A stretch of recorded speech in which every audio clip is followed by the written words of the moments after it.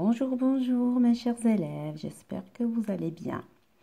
Alors aujourd'hui, on va découvrir un autre documentaire sur un autre animal étrange. Mais tout d'abord, on va faire le repérage des différents éléments qui composent un texte documentaire. Donc, comme vous l'avez bien compris, ici c'est un texte documentaire. Il parle d'un animal étrange et on voit bien qu'il s'agit de plusieurs images. Passons à la première image.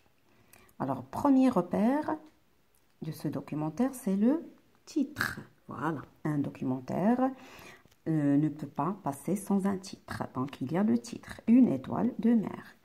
Après le titre, il y a les photographies, bien sûr. Et il y a ici un dessin. Et puis quoi d'autre? Autour de la photographie, on voit des petits textes. Il y a des textes qui sont reliés par une flèche et des textes qui ne sont pas reliés par une flèche. Alors, les textes qui ne sont pas reliés par une flèche, ce sont des petits textes informatifs. Alors, on va essayer de lire le premier texte. L'étoile de mer peut bouger ses bras, mais elle ne s'en sert pas pour avancer. L'étoile de mer n'a pas de tête ni de pattes, son corps a la forme d'une étoile. Et les textes qui sont reliés par une flèche, qu'est-ce qu'il indique? Il nous indique un organe quelconque du corps de cet animal. Ici, c'est quoi? C'est l'œil. Donc, au bout de chaque bras, l'étoile de mer a un mini-œil qu'on appelle un ocelle. Il détecte d'où vient la lumière. Ici, de ce côté de son dos, en fait, elle est posée sur son ventre. Là, il nous montre qu'il s'agit du dos de l'étoile de mer. Et là, c'est quoi? L'étoile de mer, elle est couverte de petites pointes dures. C'est une protection contre ceux qui voudraient la manger. Oh, la vilaine, hein? Elle se protège bien. Et là, qu'est-ce que nous montre? Qu'est-ce que nous indique cette flèche sur le corps de l'étoile de mer? Elle indique le madréporite. C'est quoi le madréporite? C'est un endroit où l'eau entre et ressort du corps de l'étoile de mer. Alors, récapitulons. Dans un texte documentaire, il y a un titre, il y a des petits textes informatifs, il y a des textes qui indiquent une légende, qui sont reliés par une flèche à l'image.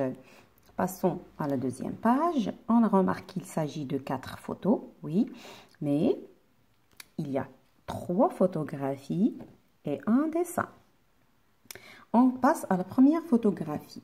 Ici, c'est l'étoile de mer, elle est vue du ventre. Là, on voit le ventre. Là, on voyait son dos et là, on voit son ventre. Que nous indique le petit texte informatif? Sous ses bras, l'étoile de mer a des pieds minuscules. Ah, les voilà les pieds minuscules. Ces mini-pieds, ils s'appellent des podia. Et sur son ventre, qu'est-ce qu'il y a au milieu? Il y a la bouche de l'étoile de mer.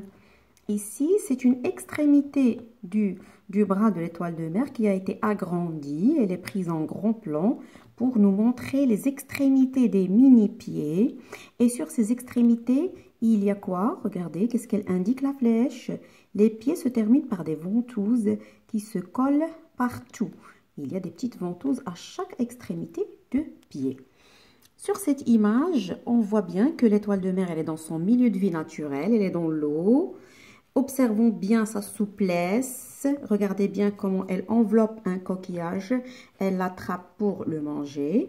C'est ce que nous indique le petit texte informatif. L'étoile de mer mange des coquillages. Elle les ouvre avec ses bras et ce sont les moules qu'elle préfère. Oh, la coquine, elle préfère les moules. Et le petit texte là, dans un dessin, c'est une information supplémentaire que nous donne le documentaire. Le sais-tu? Si une étoile de mer se fait couper un bras, il repousse. Tiens, voilà ce qui fait de l'étoile de mer un animal étrange.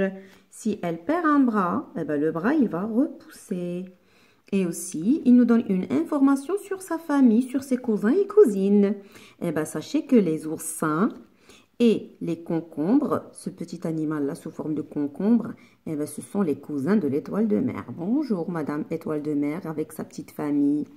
Et bien voilà, nous avons vu le documentaire sur l'étoile de mer, les éléments qui composent un documentaire, le titre, les textes informatifs, les textes avec légende, les petits textes qui donnent une information supplémentaire, eh ben, je vous invite à bien lire ce documentaire et vous renseigner très bien sur l'étoile de mer. Et voilà, je vous souhaite une bonne lecture et à la prochaine.